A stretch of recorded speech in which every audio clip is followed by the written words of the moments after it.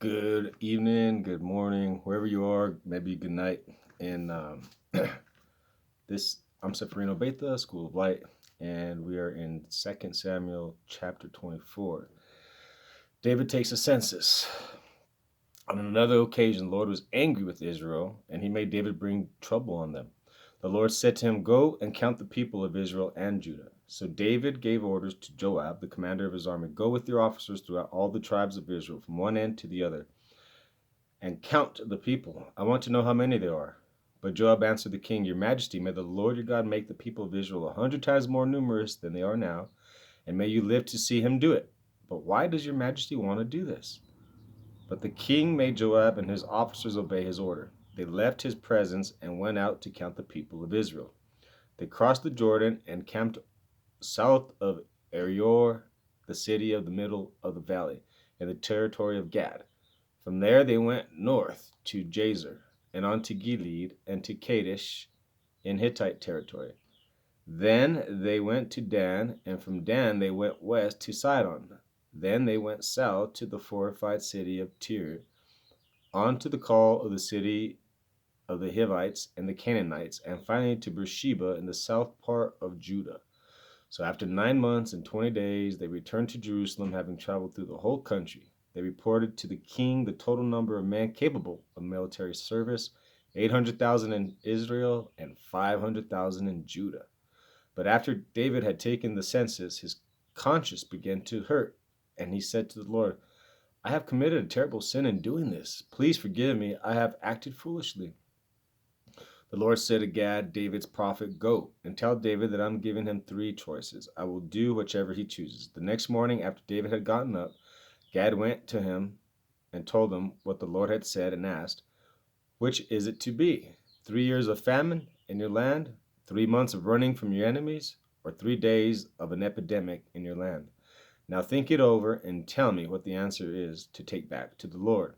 David answered, "I am in a desperate situation, but I do not want to be punished by people. Let the Lord himself be the one to punish us, for he is merciful." So the Lord sent an epidemic on Israel, which lasted from that morning until the time that he had chosen. From one end of the country to the other, 70,000 Israelites died. When the Lord's angel was about to destroy Jerusalem, the Lord changed his mind about punishing the people and said to the angel who was killing them, "Stop, that's enough." The angel was by the threshing place of Aruanah, a Jebusite. David saw the angel who was killing the people, and he said to the Lord, "I am the guilty one. I am the one who did wrong. Why have these poor people what have these poor people done? You should punish me and my family." That same day Gad went to David and said to him, "Go up to Aruanah's threshing place and build an altar to the Lord." David obeyed the Lord's command and as and went as Gad had told him to. Araunah looked down and saw the king and his officials coming up to him. He threw himself on the ground in front of David and asked, "Your Majesty, why are you here?" David answered, "To buy your threshing place and build an altar for the Lord in order to stop the epidemic."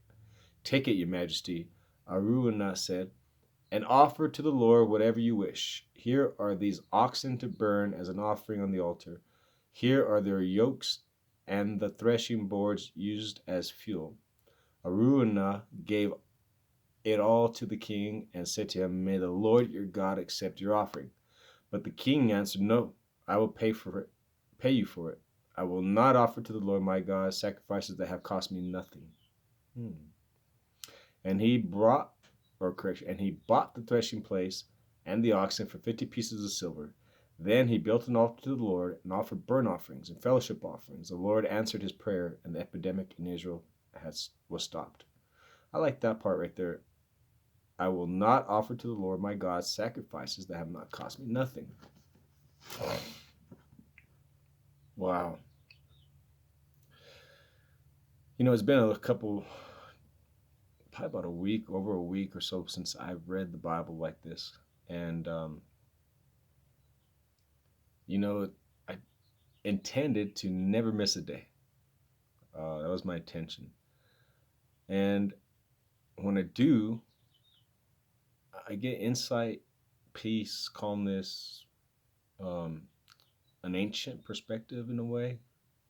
You know, the whole nothing is new under the sun. And so it helps me see things now in the through the lens of history, far history, like probably 2,700 years ago type of history. So I just want to encourage you guys, read the Bible, man. If you really, really want to get an understanding of God and His Word, His teaching, His wisdom, really there's two ways: prayer and reading His Word, reading His teachings. So with that, I hope you're blessed. God bless you and have a good day.